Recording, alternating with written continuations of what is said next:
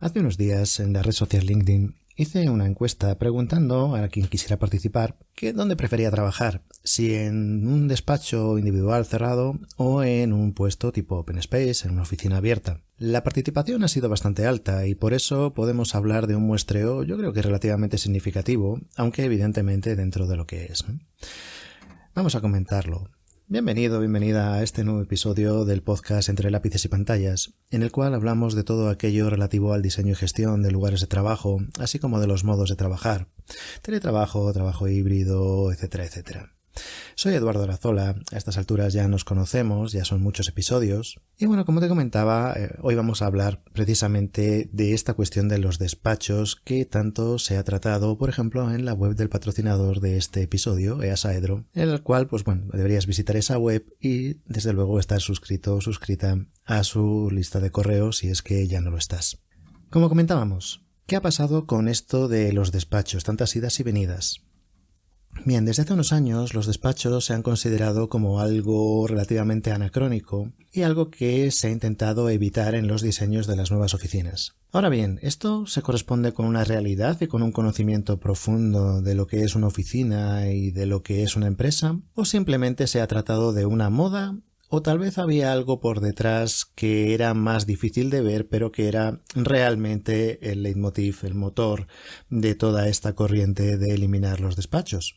Bueno, vamos a ir hablando un poquito de cada uno de los puntos. Por una parte, se ha interpretado el tema del despacho como una muestra de jerarquía dentro de la empresa. Entonces, al considerar que las empresas deben tener una jerarquía más plana, pues realmente los despachos es algo que dejaba de tener sentido porque, bueno, ya no era necesario mostrar a los demás en qué posición jerárquica se encontraba cada uno dentro de la empresa. Por otra parte, también era un mensaje que se quería dar de que en las empresas ya no se trataba tanto de la jerarquía como de las funciones por separado. Y esto es algo muy interesante. Y es el pasar a entender que un equipo no estaba formado solamente por jerarquías, sino por funciones, por personas que cada cual debía cumplir con una de las funciones que le fueran asignadas, y en la suma de todo ello, el conjunto de todo ello, tenía que ser algo más interesante que la suma simple de cada parte por separado. Claro, con todo esto, al final lo que hemos llegado a entender es que la visión jerárquica de una empresa pasaba a ser algo, digamos, como anacrónico, como algo del pasado, y de hecho se ha escrito mucho y se ha hablado mucho peyorativamente de la manera de trabajar en las oficinas de hace unas décadas. Pero este cambio no solamente proviene de ahí, no solamente tiene ese motor. Cuando se habla de que los cubículos, los famosos cubículos, eran algo que no permitía la comunicación entre las personas, que hacía el trabajo más desagradable, todo este tipo de cosas que hemos oído tanto durante estos años, realmente también hay que considerar que hay una parte por detrás que es simple, pura y llanamente económica. Es decir, un cubículo de los tradicionales o un despacho, lo que implica es que esa persona que está trabajando en esa oficina tiene a su dedicación una serie de metros cuadrados, una cierta superficie asignada o dedicada solo para esa persona.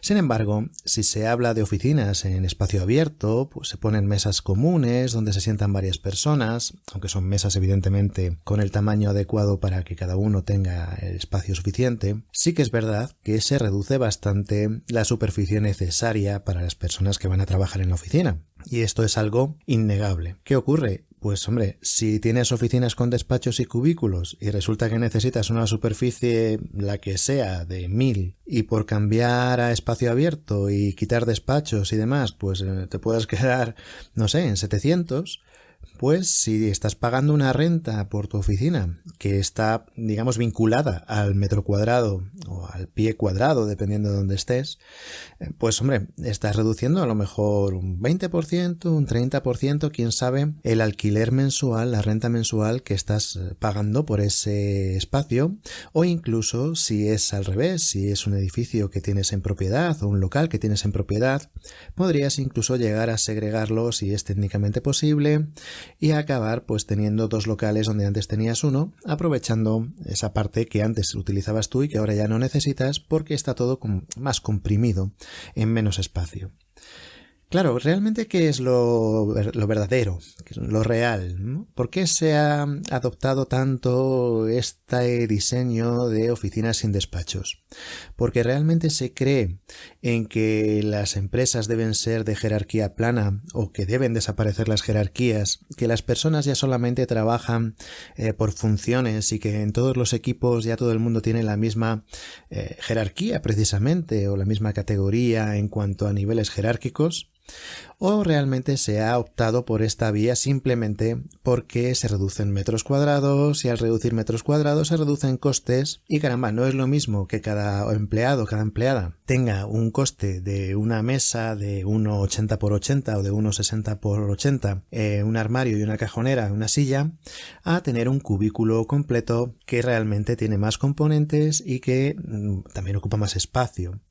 Y además es un espacio bastante rígido, es mucho más difícil luego de recomponer, ¿no? Y eso sí que es verdad que, tiene una serie de desventajas, sobre todo a la hora de hablar de trabajo flexible y de flexibilidad en la configuración de equipos, sobre todo cuando esos equipos deberían ser cambiantes según el proyecto en el que se esté trabajando. Como ves, esto no es algo que vaya de un punto al otro contrario, no va de polo a polo, sino que hay muchos tonos grises entre medias que, hay que valorar en cada caso individual y realmente atendiendo a la manera de trabajar de cada empresa. Y ojo, ¿por qué no?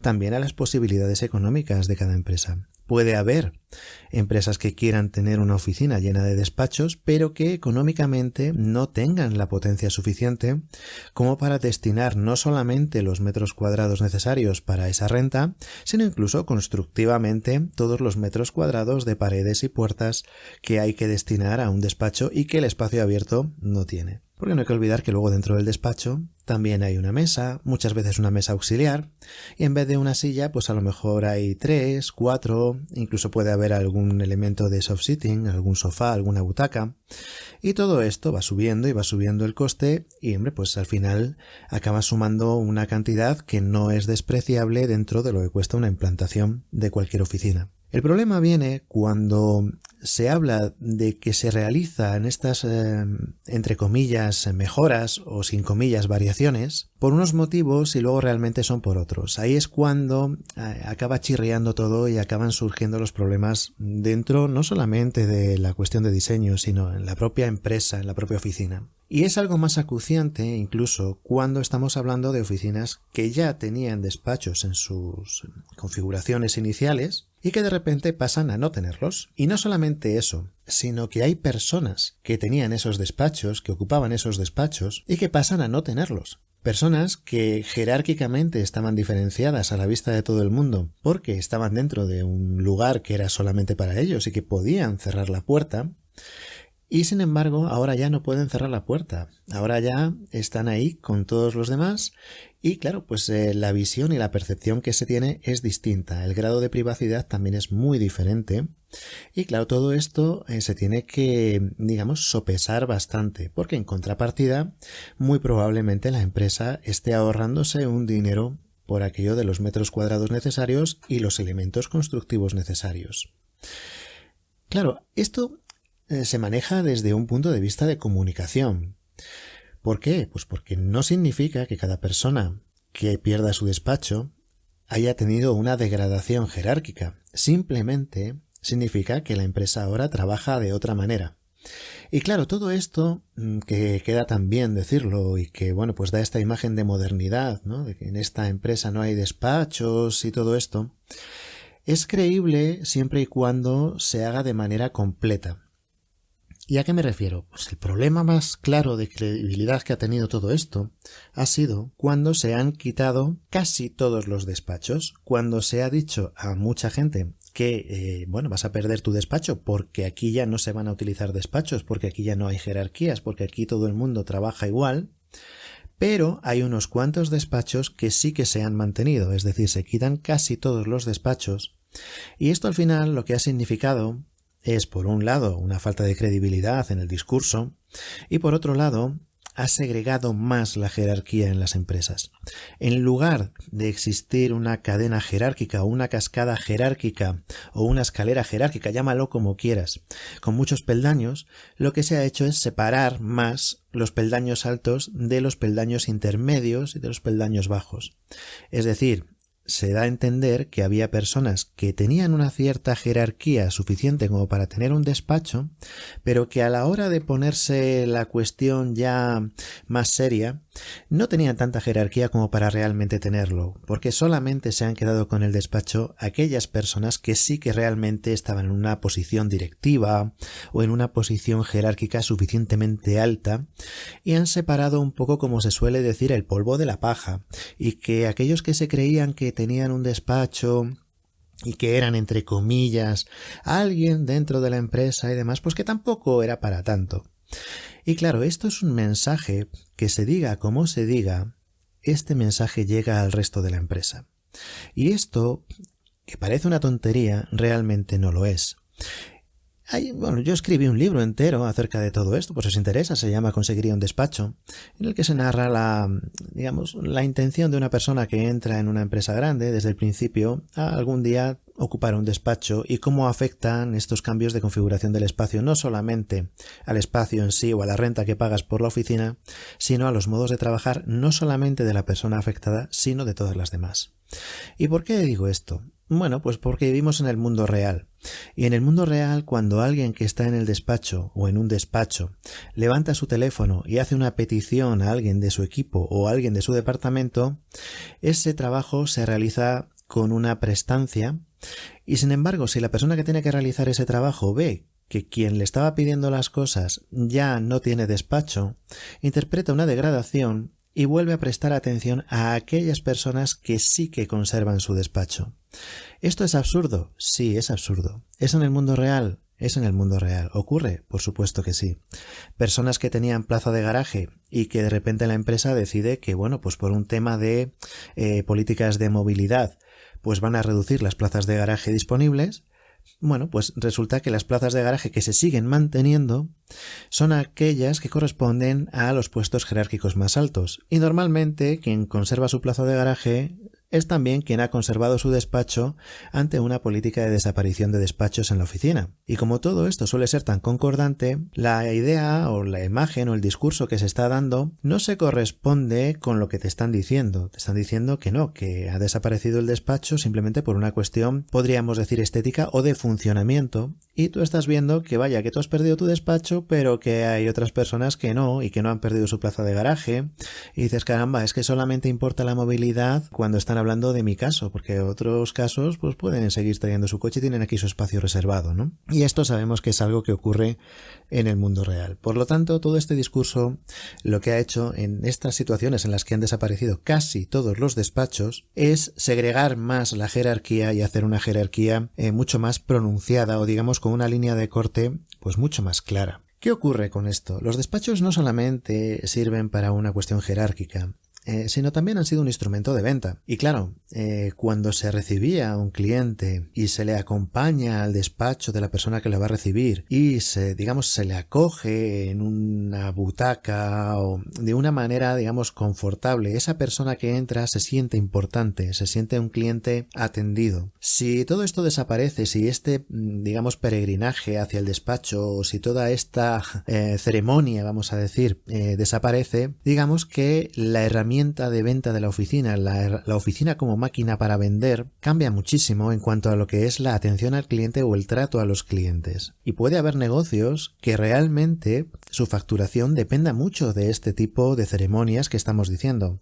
Lógicamente, si tu negocio es una tienda online y lo que estás haciendo es todo a través de internet y no se reciben clientes y demás, todo esto que te digo no tiene sentido.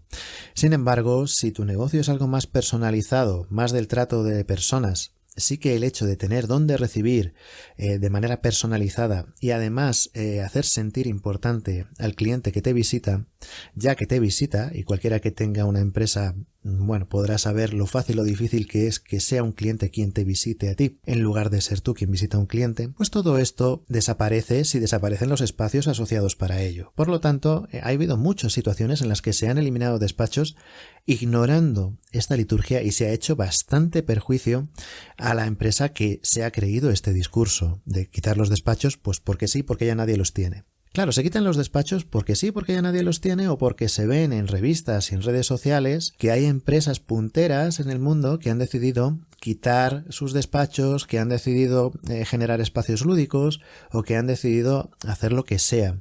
Y muy probablemente esas empresas lo han hecho después de un estudio bastante claro de que a ellos sí les interesaba hacerlo y que para ellos sí era beneficioso hacerlo. Eso no significa que para ti también lo sea, porque ni es tu mismo negocio muy probablemente, ni es tu mismo entorno cultural muy probablemente, y ni es tu mismo entorno comercial muy probablemente. Y luego también pues vamos a hablar ya de también una cuestión real, ¿no?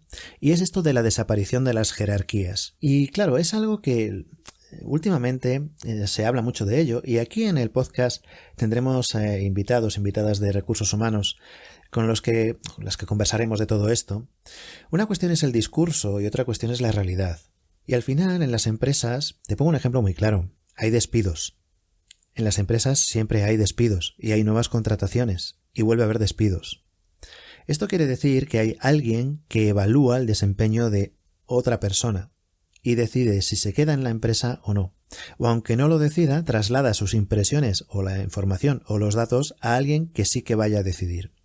En general, esa persona que decide suele estar dentro de un despacho y la persona despedida, en general, no suele estar dentro de un despacho. Evidentemente, esto no es 100% así, porque hay personas en despachos que también son despedidas. Ahora dime, si una persona que está en un despacho es despedida, ¿quién despide a esa persona? ¿Estará en otro despacho? Y ahora piénsalo un poco más. ¿Estará en otro despacho más grande o mejor situado? ¿O tendrá más facilidades? ¿O tendrá una plaza de garaje más cerca del ascensor? ¿O tendrá cualquier otro beneficio? ¿Por qué? Porque hay una cuestión jerárquica. Son las posiciones jerárquicas más altas las que despiden a las posiciones jerárquicas más bajas. Normalmente los empleados, las empleadas, digamos, sé que es una expresión absurda, pero digamos del nivel más bajo de la empresa, en cuanto a jerarquía, no tienen la capacidad o las posibilidades para despedir a sus jefes, sus managers, o a su dirección general, ¿verdad? Esto no ocurre así, sino que ocurre en el sentido contrario. Entonces, al final, tú puedes tener un bench, un pool, una mesa común de 4 personas, de 10 personas, o lo que sea, todos trabajando en una silla similar, con un espacio de unos 60 por 80 todos, y todo lo que tú quieras. Pero si dentro de ese pool, dentro de ese bench, hay alguien que tiene una posición jerárquica más elevada, todo el mundo lo sabe. Y todo el mundo sabe que esa persona va a tener la posibilidad, básicamente, o de despedirles, o de solicitar su despido. Esto en el mundo real funciona mucho, es una cuestión que es realmente así, y cuando acaba el año en las empresas ha habido rotaciones, y no solamente de empleadas que se marchan por cuestiones que leemos tanto en redes sociales para tener más tiempo libre o buscando un mayor salario emocional y cuestiones así. También hay muchísimos despidos. Cuando baja el volumen de negocio, cuando baja el beneficio, una de las cuestiones que ocurre es que uno de los mayores, costes que suele tener las empresas, suele decir que es el primer centro de costes de las empresas y en algunas ocasiones con una diferencia enorme con respecto al segundo, son salarios. Y esto pues es allá donde se busca reducir de manera muy drástica. ¿Qué ocurre con esto? Pues que pueden estar diciéndote, mira, aquí no hay jerarquía, aquí todo el mundo se sienta en las mismas sillas y en las mismas mesas, pero ojo, al final de año, esta persona de aquí y esta persona de ahí van a decidir si tú sigues trabajando aquí o no. Y digo final de año como quien dice pues al final del mes o al final del trimestre o dependiendo de la modalidad de contratación que se tenga. Por lo tanto, las jerarquías existen. No hay oficinas o empresas que tengan una jerarquía plana, por más que se quiera pensar en ello. ¿Que haya menos escalones de jerarquía? Sí. ¿Y que haya jerarquía plana dentro de ciertos niveles? Evidentemente, como siempre lo ha habido. Que se pueda entender que ahora en algunas empresas hay una jerarquía plana más extendida o de un mayor calado, también es verdad. Y también es verdad que esas jerarquías planas se suelen establecer en los estamentos más bajos jerárquicamente dentro de la empresa, donde se reducen los puestos directivos a personas que tienen mucho mando y mucho poder dentro de esa empresa, y luego todos los demás que no tienen tanto mando ni tanto poder y que están a expensas de lo que esas personas, que sí que mantienen su despacho y su capacidad directiva y su capacidad de decisión y de maniobra dentro de la empresa, puedan tener una decisión de si van a continuar o no, o si van a poder ascender o no, etcétera, etcétera, etcétera. Creo que todo esto que estamos hablando es algo real, es algo del mundo real, y sí que me gustaría que reflexionaras acerca de ello, en tu caso particular, o en casos que hayas conocido, o en casos que hayas visto, de si realmente cuando se han eliminado los despachos ha sido algo beneficioso, ha sido algo, por una parte, que haya beneficiado al negocio o a la manera de trabajar, o por otro lado, si es algo que se ha hecho simplemente por un motivo económico. Ojo que si el motivo económico lo que ha permitido es que tú sigas trabajando en tu empresa porque se dedica menos dinero al espacio de trabajo y más a tener las personas a que conserven su puesto de trabajo, no es algo negativo en lo que estamos hablando, es una consideración hacia los empleados y las empleadas de la empresa. Y ahora, pues te voy a decir cuál ha sido el resultado de esta encuesta que hice en LinkedIn el otro día. Y bueno, pues han participado, la verdad es que bastantes personas, y de hecho cuando estoy grabando este episodio del podcast, pues todavía está la encuesta abierta. Lo que pasa es que lleva ya varios días y apenas se ha movido el porcentaje, ha variado a lo mejor un 1%. Pero la pregunta era, hoy por hoy, en este momento, en tu caso particular, ¿dónde prefieres trabajar? ¿En un despacho cerrado o en Open Space? Bueno, las respuestas han sido aproximadamente, como te digo, todavía está la encuesta abierta, pero lleva ya varios días y apenas ha variado el porcentaje, es que el 70% de las personas que han contestado prefiere trabajar en un despacho cerrado y el 30% de las personas que han contestado prefiere trabajar en una posición abierta, en un Open Space. Algunos días estábamos en un 68-32, ahora estamos exactamente en un 70-30 y lo mismo en los próximos días pues varía algo, pero no creo que varíe ya mucho porque la participación está siendo bastante, digamos, extensa y ha sido difícil, ya va siendo cada vez más difícil que ese porcentaje se mueva demasiado. Claro, ¿qué ocurre con esto? Esto significa que realmente todo el mundo puede estar de acuerdo con que un Open Space tiene sus ventajas y todo el mundo acaba teniendo esa sensación de que está muy bien para los demás, pero que, oye, que yo necesito un despacho porque yo necesito privacidad, yo necesito tener un lugar cerrado para mí. Y es una cosa que nos encontramos muy habitualmente cuando tenemos las reuniones con los puestos directivos en las oficinas para ver si se van a reducir despachos o no. Lo que nos solemos encontrar es, sí, queremos reducir los despachos, sí, queremos dar una imagen más moderna de la compañía, sí, queremos que la mayoría de las personas trabajen en Open Space, pero en mi caso o en el caso de los directores es que necesitan despachos porque claro, esta persona, este señor, esta señora que está aquí dentro del despacho necesita una privacidad porque claro, su trabajo tiene que ser privado, necesita un nivel de concentración muy alto y claro, ahí es cuando uno pues empieza a preguntar si realmente solamente algunos puestos de las empresas necesitan privacidad o solamente algunos puestos necesitan un nivel de concentración tan alto. Si en esos casos no es tan ventajoso que exista una comunicación directa, como se suele decir cuando se habla de un Open Space, para que las personas estén ahí comunicándose de una manera más abierta y mucho más directa que si tienen que emplear mecanismos tecnológicos para hablar, ¿no? Porque bueno, también sabemos que hay muchas empresas en las que los compañeros hablan entre sí mediante correo electrónico, mediante mensajería instantánea, cuando a lo mejor están a la vista, ¿no? Pero bueno, estas cosas que pertenecen al mundo real y nos las encontramos todos los días, es algo que cada empresa tiene que sopesar de manera individual. ¿Realmente te interesa quitar todos los despachos? ¿Realmente no quieres quitar ninguno? ¿Solamente algunos? Aquellas personas que van a perder su despacho ¿tienen claro por qué? ¿Y las demás personas también? ¿O lo van a considerar una degradación, haciendo más difícil su trabajo? Como digo, en este mundo real no debería ser así, pero sabemos que en el mundo real las cosas son de otra manera. Bueno, cada empresa tiene que sopesar y ver cuáles son sus ventajas, porque en muchos casos habrá empresas que quisieran tener despachos, pero no pueden. No pueden por una cuestión económica, por una cuestión de que no pueden pagar la renta de una oficina, digamos, tan grande, o que no pueden construir tantos despachos porque valen un dinero. Entonces, pues oye, pues si no se puede, pues no se puede. Y hay empresas que lo que hacen es mantener los mínimos despachos posibles porque es hasta donde se pueden permitir. Y cuando el razonamiento es ese, no hay nada que discutir. Oye, se hace lo que se puede y ya está. Que hay una convicción, que hay una forma de trabajar que permite que todo el mundo esté en modo abierto, cuando realmente se quitan todos los despachos y ni siquiera la dirección general tiene ese despacho que está diciéndole a todo el mundo que está ahí porque es la dirección general, mientras que los demás no lo tienen, es porque suele haber unas formas de trabajar que así lo permiten. Y normalmente, cuando la dirección general no tiene despacho, uno de los mecanismos que suele ocurrir es que no va a la oficina. Normalmente la dirección general no se sienta en un open space. A lo mejor va a la oficina una vez a la semana, una vez cada 15 días, y ese día, pues sí, se sienta en alguna parte o en una sala de reuniones, que esa es otra también, que muchas veces las salas de reuniones se ocupan de una manera indebida, pero bueno, también puede ser que se sienten en un open space cualquiera y bueno, eso lo hacen porque no es su puesto de trabajo habitual, sino que pueden trabajar de manera habitual desde otros sitios, incluso desde su casa, donde tiene un espacio privado en el cual nadie les va a molestar, etcétera, etcétera. Con lo cual sigue existiendo el despacho, lo único que pasa es que no está en el sitio donde estaba antes.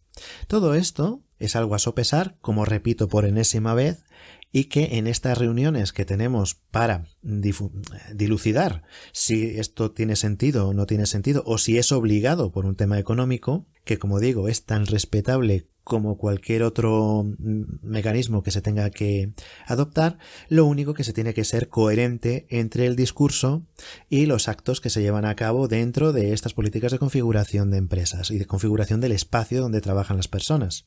Además de la encuesta en LinkedIn, estaría estupendo que si estás escuchando este episodio del podcast y no has participado en esa encuesta y quieres dejar tu opinión, evidentemente eso es lo más interesante de todo lo que hayamos hablado aquí. Por lo tanto, hablamos de esto y de otras cosas que vendrán en los siguientes episodios. Hasta entonces.